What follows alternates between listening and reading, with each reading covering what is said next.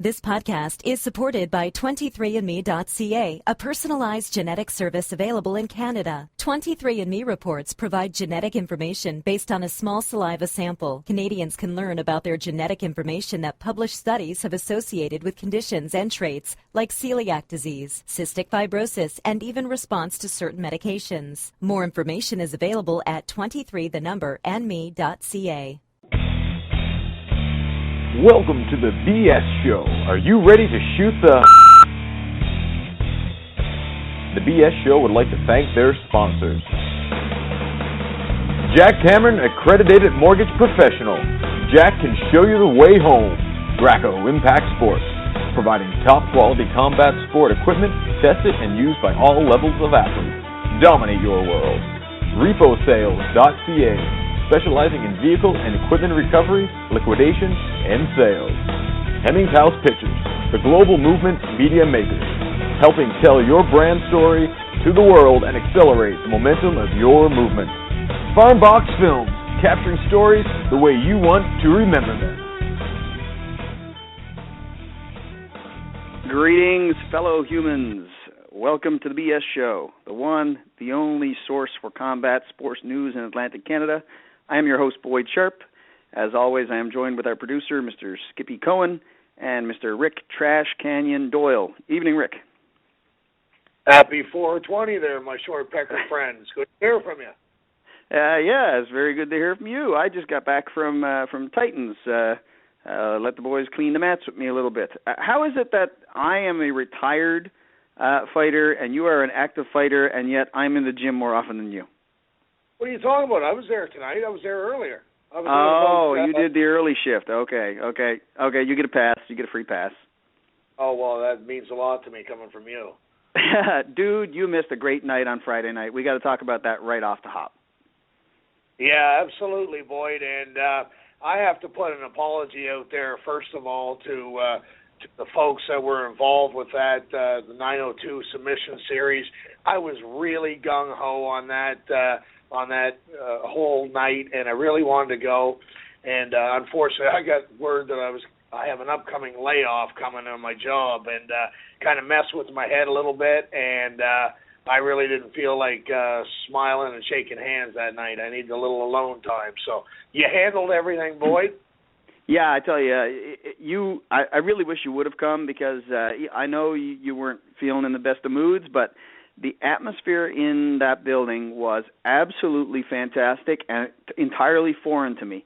I have always made notice of the camaraderie and the professionalism and that kind of vibe that you get even in the MMA community, but this was like 10 notches above that. Really educated crowd. The crowd who weren't educated, and there were quite a few people there who didn't know jack about submission grappling, because I was sitting with some Taekwondo guys, they were just eating it up, loving it. Every single match went to a finish except one. It was just a super night. Cat and all those guys down there who put off that event, they deserve a huge pat on the back. And the last I heard, and Skippy, you might be able to update me on this, last I heard, the things had like 5,000 views on the replay. Yeah, the numbers are insane. I believe it was about 24 different countries as well. And and what's crazy, and before you guys go on, is Poland, Bulgaria, London, or the UK, Ireland, Mexico, Brazil. Those are some of the leading countries watching it. So anybody who hasn't seen the event yet, pop over either to the BS Show page on Facebook, scroll down a little bit, you'll see a link to the Submission Series HD replay, or pop on over to Global Combat Network, and you'll find the link there as well. Definitely worth a watch. And a big shout-out to, I think it was Dan Vanderlands and Craig Ferguson, I do believe it's a Fit Plus guy and a Titans guy who did commentary on the live stream. Really good job. I mean, I'm a white belt, and as Peter Martel would say, a pretty shitty one at that. So for me to watch what was happening was a bit foreign, but having those guys explaining it to you on the live stream just made it so much more exciting, because you got to anticipate what was going to happen next and get a little more insight on what those guys were trying to do. But yeah, just a super night, Rick, because I'm really disappointed you didn't make it. Yeah, I know. No, I know we're going to talk about this later in the show. We're going to have Cat on. But what did you think of the overall production when you went in? I mean, we were getting prepared for some real entertainment there, some lights, music. How did you feel the overall presentation was, Boyd? It was good. Certainly some room for improvement, but for a first attempt, just knocked it out of the park. The stage that they're competing on is quite narrow from front to back, so there was an awful lot of the guys hitting the front of the stage and having to be caught and put back onto the center of the mat, or rolling to the curtained area that was up against the wall on the back of the mat. So maybe they could do something to compensate for that. But other than that, man, the thing went off like clockwork. I know Craig Ferguson, who did the announcements on the mat, introducing the fighters and recapping the fights, kind of like what, say, Joe Rogan does in the ring. He did commentary as well, and he was just like from one to the other, from one to the other, from one to the other. I don't think we ever waited more than 8 or 9 minutes for a match to start. And before the headliner fights, they had really polished video profiles of Jonathan Sateva and Kyle Sanford, and I mean it was just awesome. Really well done. I know we're going to talk about it later in the show because it does deserve a lot more credit, and I know Skip's going to talk about some of the things that went on his end and how they promoted it. But did you happen to run into John Foster when you were up there? I did run into John. John did a no-gi match against John Williams, and on this show last week, we had both those guys on, and we pitched around the idea of them doing a side bet on their match. And what they agreed to was whichever guy lost would change his name to the other guy's name and change his Facebook profile picture to the logo of the other guy's gym. John Williams won the fight by triangle armbar, and man of his word, John Foster changed his name to John Williams and changed his logo to Synergy, and then anybody trying to get in touch with John Williams to congratulate him was sending messages to John Foster. So John Williams had to change his name to John Judo. So we can take credit for that confusion. You got to love it. And, Foster caught me off guard last week. It's not very often you can catch me speechless, but the son of a bitch called me out right on the live show. Fight his guy. He did. And caught me totally off guard. And, we talked about last week that we're looking at going up for the Gemini Awards for the Cubicle to the Cage show, and that's, 2 or 3 days before fight night. But the way I look at it, it's pretty late in the day, but I appreciate Foster doing something like that. If we can put that fight together and we can get accepted on this card, on this short notice, hell, I'm game. You want to call me out, I'll do it. What the Good hell? Stuff. So yeah, and he asked me about it actually when we were down there because he was looking for you. He said, "Where's Rick?" And I explained that you didn't make it up, and he's like, "Oh," and he said, "How did you react to my suggestion?" And I said, "Oh, I think you pissed him off pretty good." And he said, "Oh, I didn't know if he was going to love it or if it was going to piss him off," but he said he did think that it would be. He said he did think it would be a great fight. I mean. The guy is he's an older guy. He loves training. He loves the fight game. He's not got any aspirations on making a run at any ECC titles or anything, but he definitely wants to get in there and have a scrap. So John's like, if Rick will take that fight, it'd be awesome. So yeah, if you're a game, could be cool. Yeah, it's kind of short notice to try to get on the card. I don't know how solid it is. I short notice. Short notice. When was the last time you took a fight with more than 4 days' notice? Yeah, okay. Well, anyways, I'm not scared to lose. I got plenty of experience at it now, so we'll give her a go. So anyway, we'll talk about that later. Quickly before, I know we got to get to Chris Kelades here coming up, but we've got some big plans for the BS show coming up, Boyd. Are you going to touch on that? Yeah, sure. We touched on it on a previous episode that we want to expand the BS show so it's not just a radio podcast.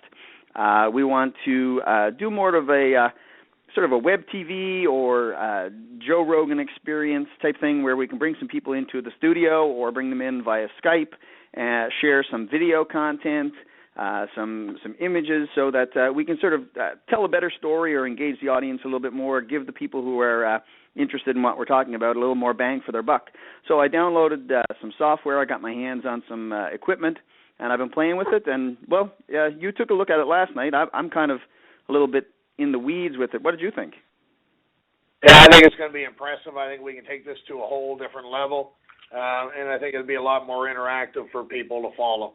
And but we will never, ever leave our MMA Madhouse brothers, ever. No, I tell you, brother, that came in line absolutely perfectly, and we couldn't have asked for it any better because Skippy, while I was sort of toying around with this idea, unbeknownst to him, was in the process of stepping away from his radio show and setting up the Global Combat Network, which is basically a video streaming service which will allow us to live stream and then later replay our content. So everybody wins. It's awesome. I can't wait. Skippy and I were just talking some serious geek talk about microphones and patching in phone lines and camera switching gear and whatnot before the podcast started. So, yeah, super exciting stuff coming for the show, no doubt. Yeah, I'm excited. So what do we have lined up tonight anyway? First in line, we have Chris Kelades.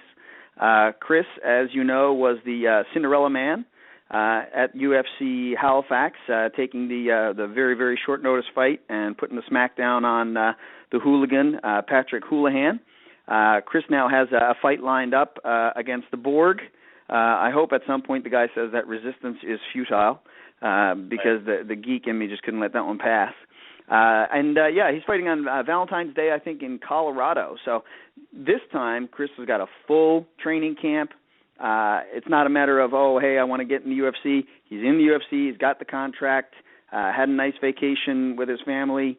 I'm super excited to see what that Chris Kelades can bring to the octagon because he's a guy who is just known as a scrapper who would take any fight, and he took a lot of short notice fights in the past.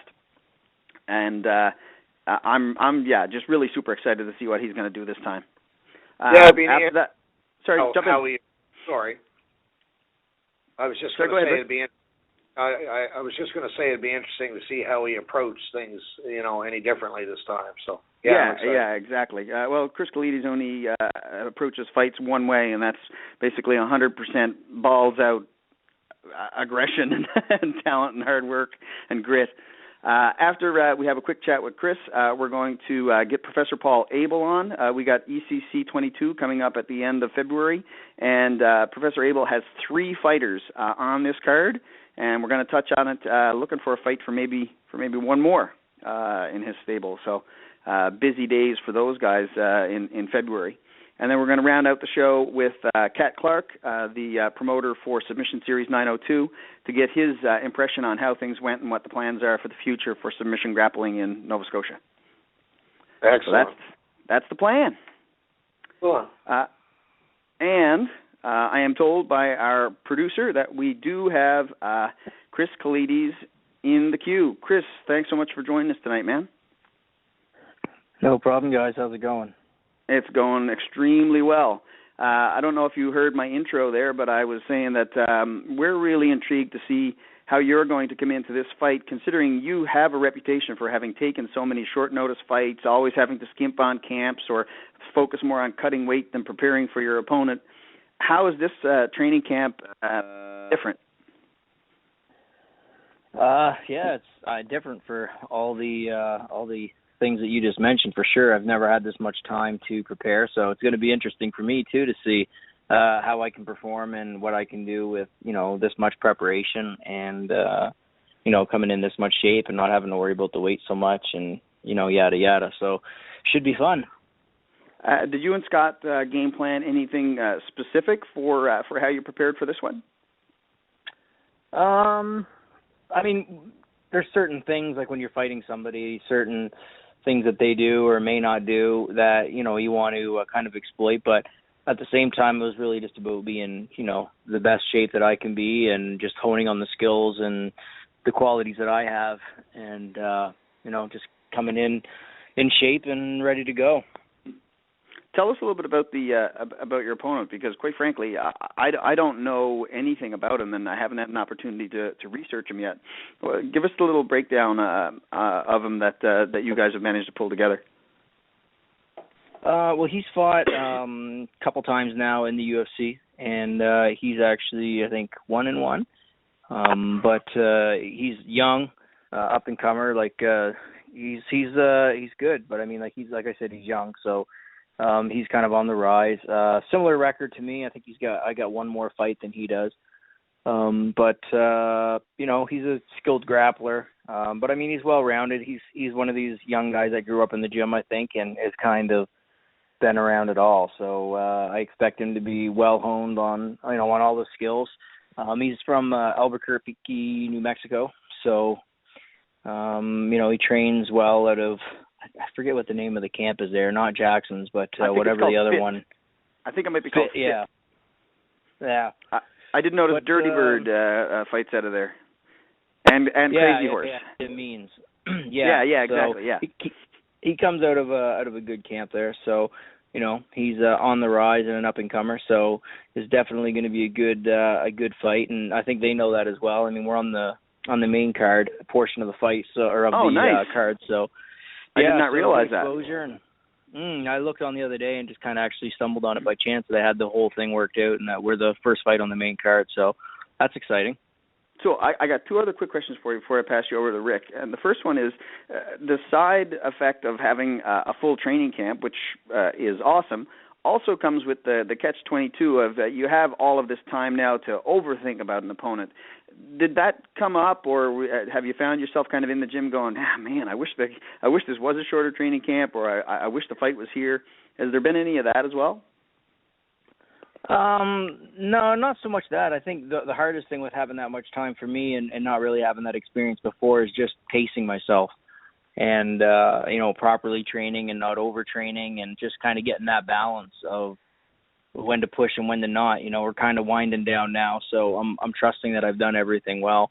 But there's definitely an art to that peaking. But it's hard because I'm always in good shape, so you don't want to push too hard too soon. So that's been my biggest obstacle. But I mean, at the end of the day, I've seen this guy fight months ago, and, he's in the gym every day, and I know that he's not taking time off, so he could be a completely different fighter. So you kind of just got to keep honing the skills that you have and developing new ones, and you go in there with the mindset of, ready to fight in any position that the fight takes itself, right? Absolutely. I mean, you've been around the game long enough to know that that's going to happen, no matter what you game plan for. For sure, yeah. And it seems to me that I always go in with like a game, like an A game and a B plan, A plan, B plan, and I end up doing like the C plan sometimes. So it has its way of working itself out, so I'm not going to mess with it too much at this point. The last question I got before I pass you over to Rick is, how has it been now that you've had some time inside the UFC machine? Have they reached out to you? Do they work with you at all? Have you gotten any sort of, here are the do's, here are the don'ts, or requests to do anything or not do anything? How has that experience been? I mean, that's some serious insight as a local guy that you can give to the up-and-comers who kind of want to be where you are in a year or two. Yeah, I mean, there's certain things, but I mean, it's not really too different, to tell you the truth. I mean, I'm obviously pretty fresh in it as well, so I'm sure that as time goes on and hopefully the more success, then those things are going to be coming at you. But, it's really just still staying in the gym, I think, is the biggest obstacle, is just, your job is still to be in shape and be ready to fight at any point, even though they give you plenty of time, But I don't think it's really any different than any other promotion. I mean, obviously there's money different, and the legalities and the paperwork that they send you is ridiculous. But apart from that, it's not much different. The paperwork is a little bit of a pain in the ass, I will say. I was going to say, you need to win at least one fight to get a win bonus so you can hire a lawyer. Yeah, well, I got the win bonus, but I'm going to go for a second one on this one, hopefully. Yeah, I'm sure you are. I lied. I think I do have one more question for you. Damn, this escaped me. Rick, you jump in, and if it comes to me, I'll pitch it back to Chris. Yeah, absolutely. Chris, thanks so much for taking time out of your busy schedule. I know you're in the middle of your camp, so I appreciate you coming on. No worries, man. I want to just flash back a little bit to your last fight. You truly were the Cinderella Man. A standing ovation in the Halifax Forum or in the Metro Center. That's going to be talked about for a long, long time. And the fight and everything was great, but I want to go to the after party. You threw one hell of an after party. It stuck in my memory. I think it was great, and I want you to promise that when you come back with a victory this time, you're going to throw another after party, because I really enjoyed the last one. I'll definitely be doing that. It's actually the following week is my birthday, so I'm looking to do something good and double it up. So should be a good time. There you go. Now, Chris, on this camp now, did you work with the rest of your teammates? No question, Fed Plus has some of the top fighters in Atlantic Canada, all of Eastern Canada right now. Did you work with your regular teammates, or did you bring some people in as well to specialize on some things? Basically kept it to our team and our camp for this one. I didn't really bring anybody in just because I think everything that I needed to work on, we had adequate guys at our gym. We got a lot of diversity in the skill level that we have. So we got guys that are boxers, guys that are kickboxers, guys that are wrestlers, guys that are jiu-jitsu guys. So, it's been good. So I haven't had to stray too far, and it didn't even really weigh on my mind at all whether or not I should be bringing anybody in or not for this fight. So I'm pretty, it hasn't let me down yet. So we'll keep working with it. Attaboy, that's the way to do it. Well, I'll hand you back to Boyd here, but thanks very much for coming on, and you're the pride of everybody here, man. We all got your back. I appreciate it. Thanks.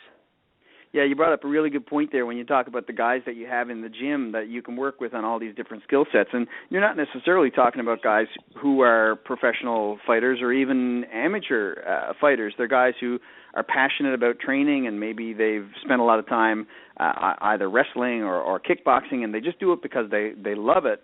And I don't think those guys necessarily get enough credit or enough attention for what they do and what they give to the fighters, the guys who actually go out and compete professionally and God willing, do what you've done, go to the pinnacle of the sport.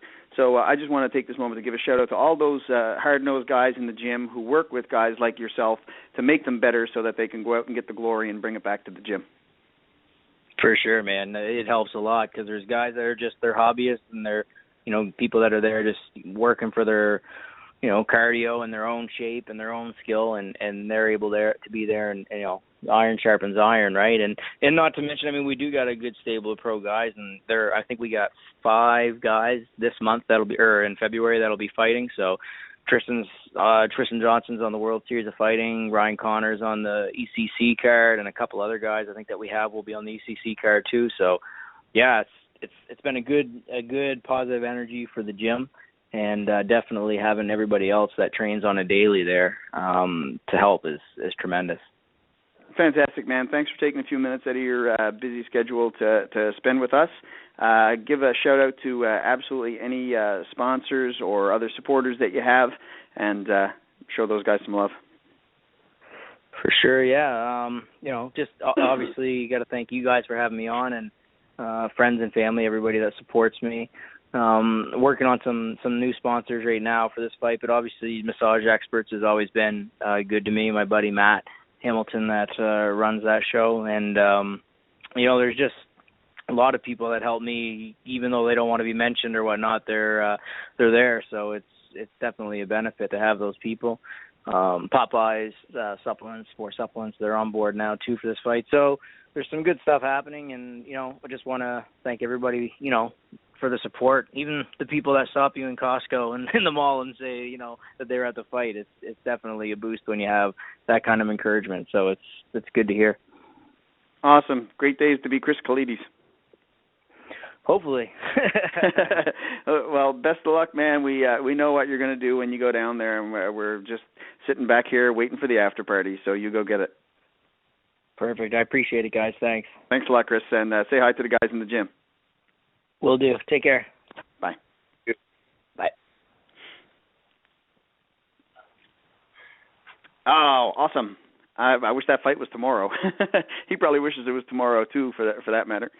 Yeah, and I love the fact there, man, that those guys they're circling around them and they're supporting them. And trust me, I do know the value of teammates And I love to see it. And, of course, they all did that around TJ, and now they're all doing it for Chris. So it's great to see. Absolutely. I don't know if Professor Abel's in the queue yet. I haven't seen a message from Skippy, but Rick, I got to piss you off by rambling for a minute because I know you hate when I do that. But I made a call to Wade Graves and Peter Martell mid last week, get some updates on the upcoming ECC card, and they told me something that I didn't know if I wanted to cry or if I wanted to puke or if I wanted to laugh. But they said they had 5 amateur fighters drop out of the upcoming ECC card the same day. And what? I didn't get an answer from Peter. I didn't ask, I should say. I didn't ask for specifics on each of them. And I haven't spoken to them, so, I mean, it could be very, very legit reasons. But it just seems odd that 5 guys come down with a, torn knee in one day. But let me finish. Let me finish first. All right. Okay. Okay. So my assumption is, for the most part, they dropped out because of cold feet. They expressed an interest in fighting. That kind of set a chain of events in motion where their coach reached out, or somebody reached out to their coach and said, I heard this guy wants to fight. A potential matchup was listed. Contracts were presented. They were either signed or at least being entertained. And then the promoter is planning on the fight and has that penciled in so they can bring it to the commission and start getting medicals and whatnot. And then the guy decides when he's lying there in bed late at night and there's nobody else around and he doesn't have to act all tough that, you know what, I don't know if I'm ready to get punched in the head, which anybody can do that. Yeah, 100%. Like, if you don't think you're ready, then you don't need to fight. And one thing that I have never done on the show is spend a great deal of time talking about the one time that I got in the cage. That's not what this show is about. This is not about me and you. This is about the fighters. But I have to step in and say this for a second. I trained for a year and a half. When the time came to fight, they had a lot of trouble finding a guy to fight me, probably because it was tied to a reality television show and whatnot. And finally, they found Robin Black, who had 9 professional fights. And they said, Boyd, would you fight Robin Black? And I said, he's fought a bunch, right? And they said, yeah, he's got 9 fights. And I said, absolutely, I'll fight him. I trained for a year and a half. I prepared myself mentally. I prepared myself physically. I could win. I could lose. I'm probably going to lose unless I come up with a really, really good strategy and I'm able to implement it. But at this point, I feel like I'm a fighter and I'm going to step in the cage and I'm going to fucking fight. And I think that the guys that are coming up today, especially in the amateur ranks, are watching the UFC and they're on the forums and they're watching all the people talking about contract negotiations and this matchup and that matchup, and they think if they get in the cage and they have an amateur fight and they lose, oh my God, their UFC career is ruined. Guys, you don't need to put that kind of pressure on yourself. It's an amateur fight. It's a way to test yourself if you've been working hard in the gym. If your coach feels that you are ready and is even offering you a contract, don't be scared to get in there and find out where you stand as a mixed martial artist. All right, Boyd. If you can get off your soapbox here for 2 minutes, because you just wasted 5 fucking minutes of my life. I know, but I had to say it. I had to say it. When I could have been listening to Professor Abel. Listen, this is the bottom line, man. The reason it's an amateur fight is because these guys have to go through the entire process, right from the first day they train right until the moment they step in the cage. And they have the right, as an amateur, to pull out at any time. That's part of the experience. And I will never say look down on somebody because they pull out ahead of time, because that's a personal decision. Am I going to go through with this? Am I going to take the punishment? Am I going to do it? They have every right in the world to do that, and they don't have to feel ashamed of it. That's the purpose of an amateur fight, is to get you that feel. And if at any point you feel that this is not for me, by all means, you pull out. So anyway, let's go on. Okay. I don't know. I just assumed guys who were in the gym calling themselves fighters were of tougher stuff. Maybe I'm wrong. I don't know. Anyway, Professor Abel, sorry for my soapbox rant. Welcome to the show. Thank you very much, Boyd. How are you making out?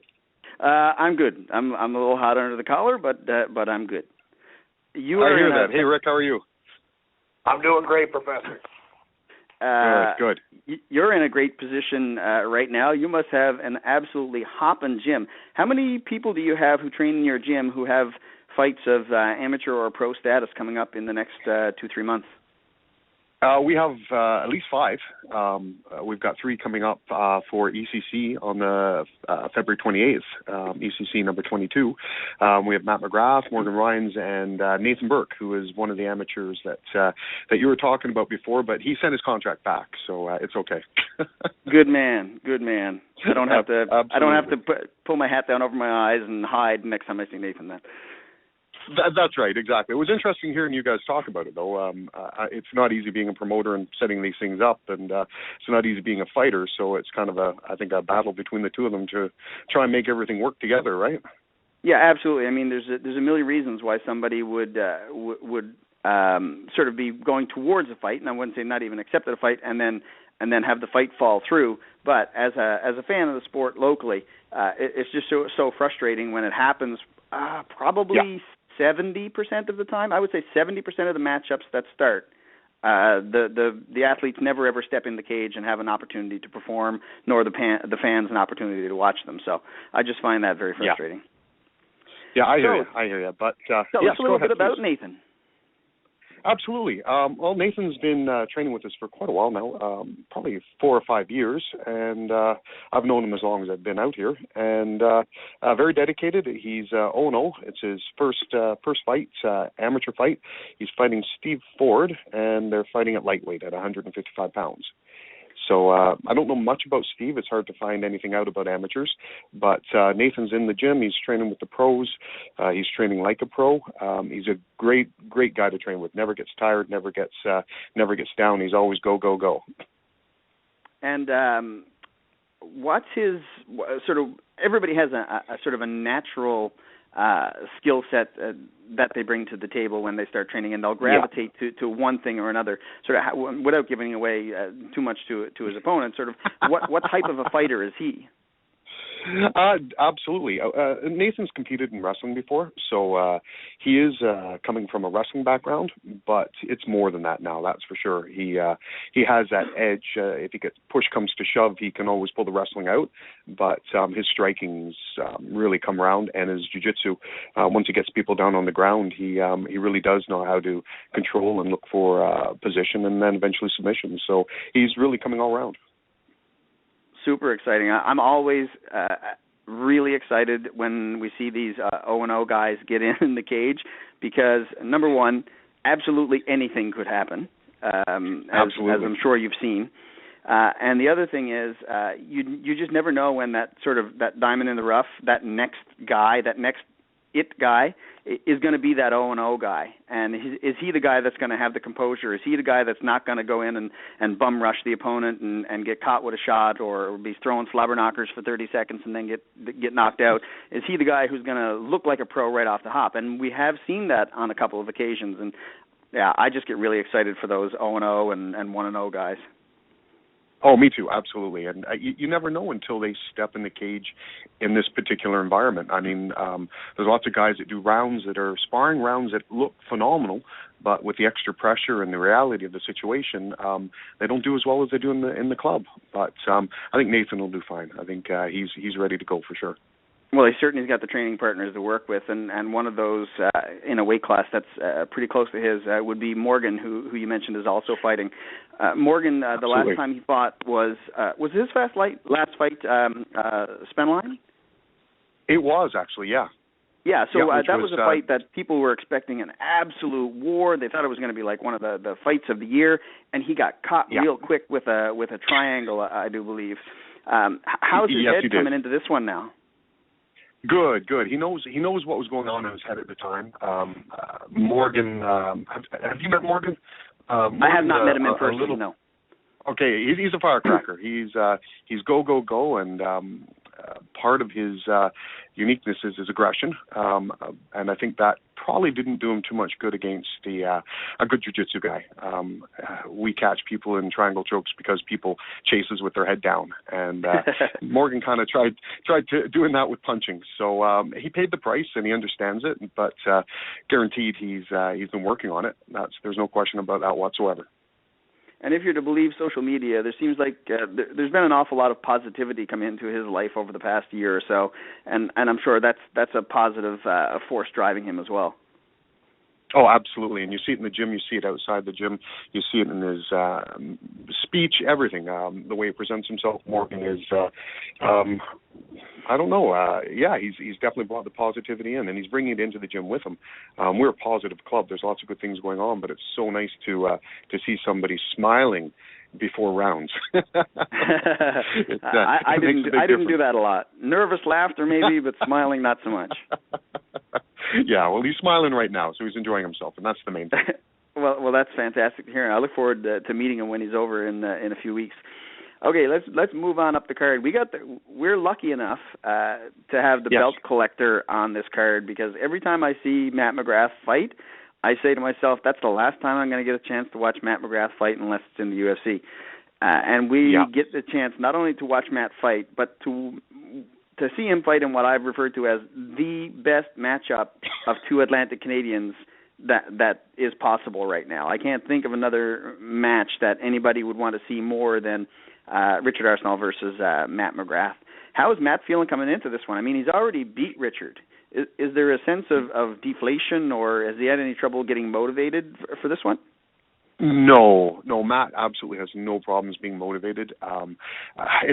Matt's one of those guys that it's himself that motivates himself. It's not even the situation around him.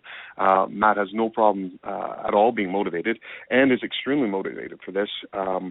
This is a good fight. We're happy to see this fight and take this fight. As you said, Matt's beaten Richard before, but Richard wasn't training for it, and that was I've seen Richard fight before Matt, and definitely the Richard that was there is not who we're expecting to see this time around. I know Richard's going to come in shape. There's no question about that. But Matt's improving every single day. Matt gets better, and he's at the top of his game right now, knocking on the UFC door as far as I'm concerned. Quite disappointed not to see him in Halifax in the UFC. I think there was a chance for that, but it didn't pull through. But hopefully after this one, maybe we'll get a call. Well, I mean, there's not a more deserving guy, and I think pretty much everybody in Canada would say the exact same thing. Rick, do you want to jump in for a sec? Oh, I absolutely would. Thanks very much, Professor, for coming on the show. It's always a pleasure, Rick, as always. It's always nice to talk to someone that beat up a ninja. Like, that was a highlight for that story. But anyway, I got two quick questions for you, and I want to jump back to what Boyd and I were talking about, and you were kind of in the queue and probably heard some of that conversation. When you have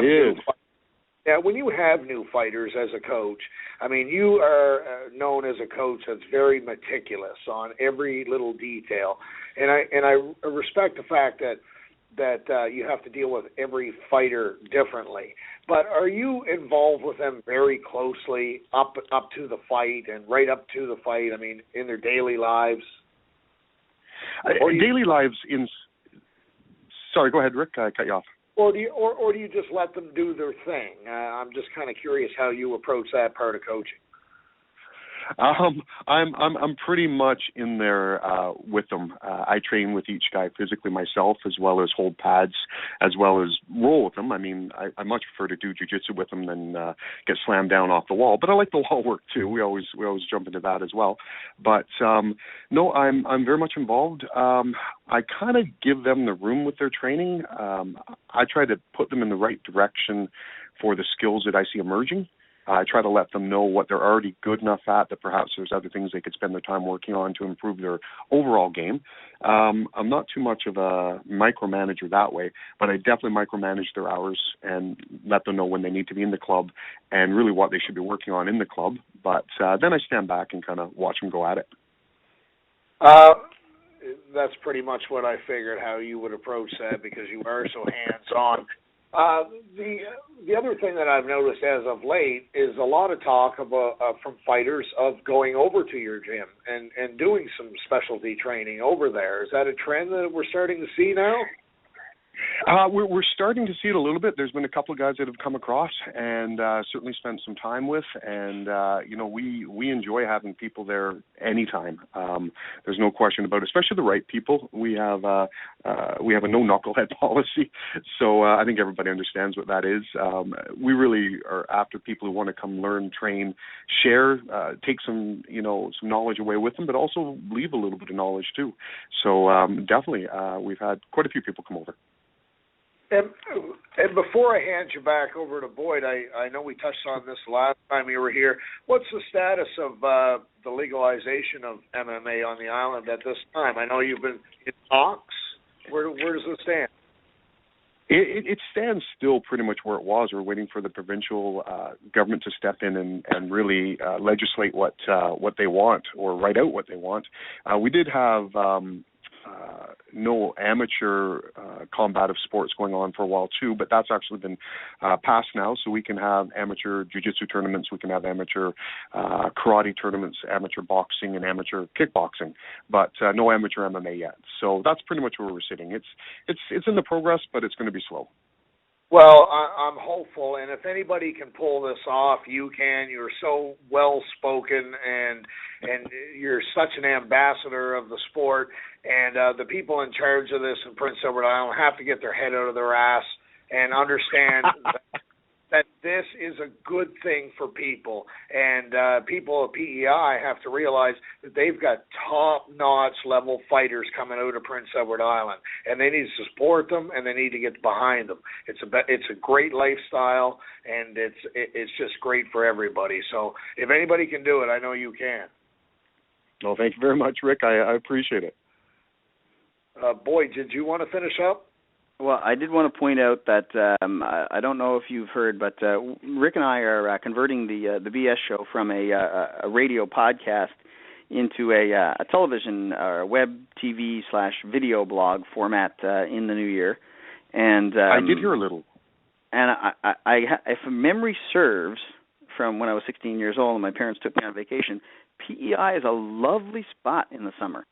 So how about we hook up us producing an episode right in the gym with you guys, maybe in August month or something? That would be fantastic. We would we'd certainly appreciate that, and I think we could show you a couple of nice beaches and maybe find some lobster too. Oh boy, done deal. We'll hook that up for sure. I can't wait to get my Speedo dug out. Oh dear God, no. we'll be rocking Tavanus Beach, Boyd. I think you need a Borat. I think you need a Borat song. Professor Abel, thank you so much for joining us tonight. We got a few weeks left before the event on the 28th of February, ECC 22 in Halifax. We'll do our absolute best to get some of those fighters on. But before I do, I did want to put one little final thing out there. Kirsty Cass, who's a fighter that's been training with you for quite a while, reached out to me. She's somebody who's apparently put an awful lot of work in the gym, really, really passionate about WMMA, and would absolutely love an opportunity to test herself against a sort of an 0-0, 0-1, 1-0 competitor. So I just want to put the word out there for her that if there is somebody in Atlantic Canada, Eastern Seaboard, who's looking for a first or second fight for what is she, 150, 135? 45 would be great. Down to 40 would be doable, but I'd say 45 is probably ideal weight for her. Yeah, well, 145. I mean, yeah. I know everybody always says that they have trouble finding WMMA fighters. So we have a lady right here in Atlantic Canada who's really, really looking forward to testing herself. So if we can find her a fight anywhere, she's willing to fly. She's got a passport. Get in touch with Professor Abel, and if it's a good matchup, then we'll get an opportunity to see one more person take a step towards their dream. So that would be awesome to see. It's very cool of you to talk about that. Thanks, Boyd. Appreciate that. No problem. My pleasure. That's the only reason we're here, sir. Take a minute to give a shout-out to your club and your supporters, please. Yeah, well, I'd just like to say hi to everybody at the club and appreciate you all coming out and training and supporting and being there. You were talking earlier about the athletes that are at the club that are not actually, or they're on the team, but they're not fighting. They're not part of the actual fight team itself, but they come out, they support, they lend their bodies, they lend their knowledge. Tons of wrestlers, tons of jiu-jitsu guys, tons of Muay Thai fighters that are there to do that art, that are helping these athletes, round off all their skills. So I'd like to say thanks to all of them and everybody at the club, and thanks to the fighters too for making it all possible. And I'd also like to thank you guys for having me on and supporting the athletes. Thanks again. Big hi to Mr. Sago, and be sure to give us a shout when he's got his next fight lined up. Will do. I think there might be something coming up soon. Sounds good. You have a wonderful evening. We'll talk soon. Thanks a lot. Take care. Take care. Bye. I just love talking to that guy, Rick. I know, he's amazing, man. He's like Atlanta Canadian Chuck Norris. I told you that. But you did. Plus, he beat up a ninja. And back in my day, ninjas were the shit. You know what I'm saying? Yeah, I know what you're saying. All right. Skippy said that he's having some trouble getting a hold of Cat, the promoter of the Submission Series 902 event. So, Rick, if you have a couple of more questions you want to ask me about the event or any of the particular matches or any of that stuff, you can go right ahead while Skippy's trying to track him down. If he can't get him within a couple of minutes, I think we'll just wrap up. Now, when you went in there, Boyd, you mentioned that you saw people in the crowd that did not do jiu-jitsu, probably didn't know much about the sport. You noticed some of those people in the crowd? Yeah, absolutely. I met a really nice guy actually named Austin. Austin, if you're listening to the show, big shout out. It was awesome chatting with you all evening. There were guys there. You have to understand that New Glasgow is a very, very small town in rural Nova Scotia. So to fill a place to capacity with a few hundred people to watch submission grappling, not everybody's going to be a grappler. The numbers just don't make sense.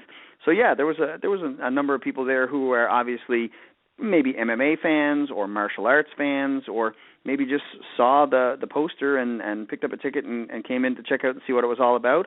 And I tell you, the reaction was really surprising, because two guys rolling around on the ground in gis can be boring and mystifying if it's not done right. But the athletes that Cat chose just stepped up so well. Joel Jacquard, who's a guy that you know really well, Joel had a match against Michael Tremblay from Ontario, and afterwards Joe was like, "Oh man, I feel so bad. Like, was that just really boring?" And I'm like, "Are you crazy?" It was just scrambles and fighting for position, and Joel almost got submitted several times and managed to escape and reverse position and go on the offense. It was just fascinating, fantastic stuff. And there was enough educated people there who were kind of giving cues or making the odd comment that even a novice would be able to follow and know a little bit about what was going on. And it was so quiet, Rick. It was really? So quiet. The match would be going on, and you could hear a pin drop. You could hear every word that Kevin Taylor, Peter Martell, or any of the other coaches were giving to their fighter, even though you were like probably 50, 60, 70 feet away. But then when something cool happened, a guy made an escape, a guy defended something really well, a guy got the back or went for an armbar, then it just erupted with applause and appreciation. It was, fantastic stuff.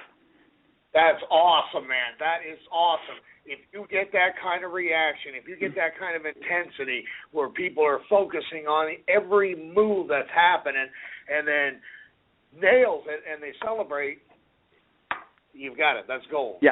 That's yep. If they got that atmosphere, they nailed it.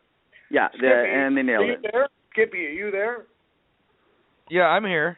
I'm working on it. I text him. I called him probably 9 times. It goes straight to voicemail. And, I'm hoping that it's not the service I'm using, but you guys answered right away when I called you. Paul was no issue, so neither was Chris, so I don't know. Just give me a sec. I got... it could be Peter Martell syndrome, too, Oh, big time. Martell time. Hey, by the way, big shout out to Peter for looking so statuesque the whole show when his guys were grappling, man, because he stood back there, had his arms crossed, like he looked like a bouncer at a club. Like, I didn't even want to. Do you like the death stare? He always has that look on his face when he's watching guys roll. It's so funny. Like you could see him dissecting the match in his head. I mean, literally, like he's just like you could see sweat coming off the brow. He's like he. I don't know. Maybe he thinks if he wills a position hard enough, his guy will get into it. Yeah, exactly. Well, somebody we have not had on the show yet, but we definitely need to get him on soon.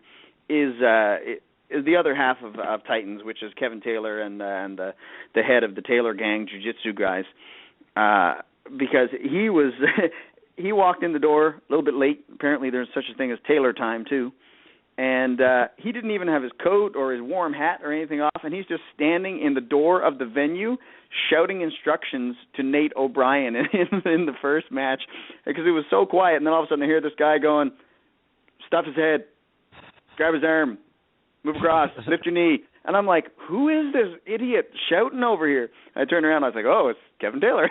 He's coaching. Yeah, there are a few guys, there are a few men or women or individuals, whatever, that can walk into a room and have instant respect, and Kevin Taylor is one of those people. It's amazing. When you talk to him, I was watching him roll. I was watching him roll with a couple of young studs tonight when I was out at the gym, and like he is ridiculously good. Like he's got like a wrist brace on because his wrist is all screwed up. His bicep is torn. You see him walk out of the gym and he looks a little bit like Yoda, and then he gets on the mat and it's just like terrifyingly old school jiu-jitsu brutality. It's wicked. At some point we have to get them on, him and Peter, and tell their story, because that's a pretty amazing journey. What those dude, you know what? One of the first televised ones. We should totally have a Taylor Gang, Martel Cartel, campfire, sit around chat. I think that would be hilarious. I would have to have a few drinks for that story. I'm not only going to tolerate that, I'm suggesting that it would be compulsory. I'm glad we're on the same page. You guys are starting to sound like when we did that show live from Bangkok. Them guys would tie one on and do the show, and it was so classic. I can't wait to see what you guys do. So everybody knows all the fights we're talking about. You can find them on the BS Show on their Facebook page. You can also find them on the Global Combat Network and on MMAMadhouse.com on the results page. Next to each results is a video link to that individual fight. And I want to give a shout out because to me, the Kent Peters-Gavin Tucker fight was insane. It looked like hummingbirds fighting. I mean, it was insane. Kent threw up a flying guillotine attempt that just like shocked everybody. He was flying through the air like Superman for Gavin's neck. That was a hell of a match. I mean, Gavin Tucker obviously is the man. That he's a stud. I was super impressed that Kent Peters took the match against him, and Kent looked awesome. Like Kent was just move for move with Gavin right up until he got caught. I mean, I have enormous respect for Kent Peters as a person, and as a coach.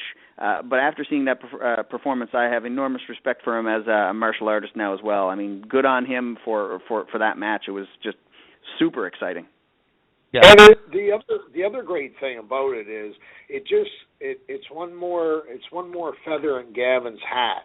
I mean, it's a little more makes it a little more legit. Like I said, he's the Tom Brady of the MMA world in Canada. He really is, and he's a real deal. And I think that just brings a little more legitimacy to that claim. Right there. And I mean, he's in the unenviable position where he's coming off an 18-month layoff, and he needs, I guess you'd call it a warm-up fight, if you could use that term. But anybody who would consider themselves a warm-up fight, or had a coach who would consider themselves a warm-up fight, is not going to put them in a cage with Gavin Tucker. So he's going to have to probably take a much tougher fight than his coaches would like. Straight out of an 18-month layoff and a massive shoulder surgery, so it's going to be interesting to see how he reacts to that. And hopefully we get to see it February 28th at ECC 22. Nothing's on paper yet, but I keep hearing names being tossed around, so I'm just hoping like hell that they seal that deal sooner rather than later. So and let's get Rick Doyle in there too. Let's get Trash Canyon back in the cage for one more go around. We'll see. As far as I know, all I have to do is cardiogram and infectious blood, and my license runs out in May, so there might be one more kick at the can here, but we'll see. Skip, so you took that 902 series and you broadcasted that. What kind of reaction did you hear? This is going to blow you guys away, but I know for a fact that Professor Pedro, the black belt Brazilian Jiu-Jitsu coach at Team Quest, was super enthralled and wants to get into it. I know that Ben Stark, black belt down at ATT in Coconut Creek, who's getting ready to actually open another gym for them, he wants to get into it. You know, another black belt under Alonzo. Oh my gosh, why I draw his blank? He's up here in Seattle. I've got I've drawn a blank, but he hit me up. He's like, dude, I want on this. This is what my whole career's been about. You know, the fan reaction on Twitter, on Facebook, I mean, everywhere was, I mean, insane. The guys, like, we probably had, honestly, 45, 50 people in the bar watching it, and they were just, I mean, you're talking about guys who've never seen it, who were just sitting there with their mouths, like, on the table, just not talking, just staring at the screen. And we had a good crowd there. I mean, we sold a shitload of beer. I mean, I know what the numbers were, so it was as good as when we have a rock band there. So that's what blew me away is 90% of the guys that hang out at this bar. It's a country western bar I run. You know, they're country folk. They were all enthralled with this. They thought it was the coolest thing ever. Everywhere. I mean, we got love from Norway, from, like I said, Bulgaria was blowing it up. I mean, people in Brazil were, you know, happy. You know, I was speaking in Portuguese to people, you know, in the chat box at one point, you know, trying to help people find the link to watch it, you know. So it was an insanely good event. I would say I saw only, to me, as a fan and as media, I saw only 2, possibly 3 small issues that are easily correctable. You already mentioned the mat size. I think that needs to get bigger. The commentary was perfect. The audio, though, when they went to announce the winners, was overfed over the commentators, so you lost what they were saying. So either switch to one or the other. I can explain to you why that happened. They had the live stream portion all worked out, and they had a television, local television broadcast going on at the same time, but the two weren't meshed together. So you kind of had 2 things that were going on at the same time, and then they kind of conflicted each other. So they're aware of that, and I talked to Craig just yesterday, and they're going to have that worked out for the next one, which is, I believe, in June. Oh, hey, like I said, these are all easy fixes. And by the way, it's Marcelo Alonso. I just, it came to me while you were talking. You know, one of his black belts wants to get on. But and the third, which was once again a small thing. I thought that the time in between each match was too much. That's the one. I'll be honest. Nobody bitched about hardly anything. The only thing is fans wanted to see it go quicker. Now, I don't know if he needs to maybe add 2 matches or cut the break in between to 5 minutes instead of 12 and 15. I don't know because I'm not the production guy. I don't know what's going on, if the guys are needing more time to warm up or if things weren't just quite ready to go. You know, I don't know because I wasn't actually there for the production value of it. But, I mean, you're talking very minute things to fix. And you guys know I've seen 300-400 streams in my life, and this was up there with some of the best ever done. And I mean, guys who do 20-30 MMA pay-per-views, you guys ran it just as smooth with some very small issues. Very small. Cool. We'll be sure to pass that on to Kat. I do know what you didn't get to see on those breaks between fights is the moment those guys walked off the mat, there was a guy standing there with a microphone, and they actually did a post-fight interview with each fighter and a small recap. So, like I said, that was aired on local television, but you guys didn't get to see it on the stream. So they're going to have both that combined. So there will be no downtime next time around. You'll go directly from either a promo video leading into a fight to a post-fight interview, and then some commentary, and then right back into fights again. Well, I mean, this is no lie, okay? You guys know we bought Rear Naked Smoke last year, and we've spent some time legally getting things taken care of to switch it, rebrand it to the Global Combat Network, all that jazz. Okay, and the whole time that my friend owned it, since he started it, till the night of Sub Series, I had never seen over 40 people in that chat box, and we kept a consistent 86, all the way up as high as 117 in that chat box. It's insane. I mean, everybody was commenting about every single aspect of every single match. Dude, can I chat in that chat box from the event live next time?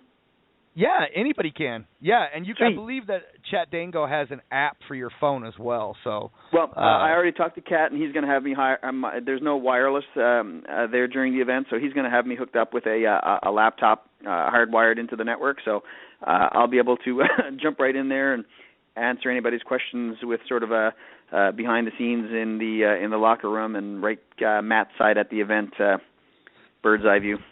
By the way, you were probably the sexiest looking man there. Just going to give you a shout out. I had on my Madhouse shirt. I don't know if you noticed. I tweeted a couple of pics. I did. I loved it. Thank you. Yeah, my daughter said that's a scary clown. I told her, and this is 100% true. I said you should see the guy who sent it to me. Skip, just keep in mind he was the sexiest man there because I wasn't in the house, okay? Oh, that's a given. Okay, yeah, I didn't think we needed to say that. I figured the fans know as much, and right now I will give a shot of rum and light a cigar from my Rick Trash Canyon Doyle doll, which is a Ken doll that I colored out all the black hair on. So,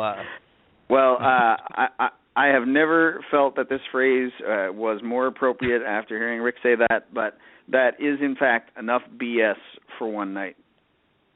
Yeah, I'm still trying to get over that Skip thing with the doll. That's kind of creeping me out, man. Are you going to say your part? Yeah, no, you really got me creeped out over that. I don't think that's that cool. But don't forget to wax your nipples. Let's ride to the sunset, boys. Welcome to the BS Show. Are you ready to shoot the... The BS Show would like to thank their sponsors. Jack Cameron, accredited mortgage professional. Jack can show you the way home. Graco Impact Sports, providing top quality combat sport equipment tested and used by all levels of athletes. Dominate your world. RepoSales.ca, specializing in vehicle and equipment recovery, liquidation, and sales. Hemmings House Pictures, the global movement media makers, helping tell your brand story to the world and accelerate the momentum of your movement. Farmbox Films, capturing stories the way you want to remember them.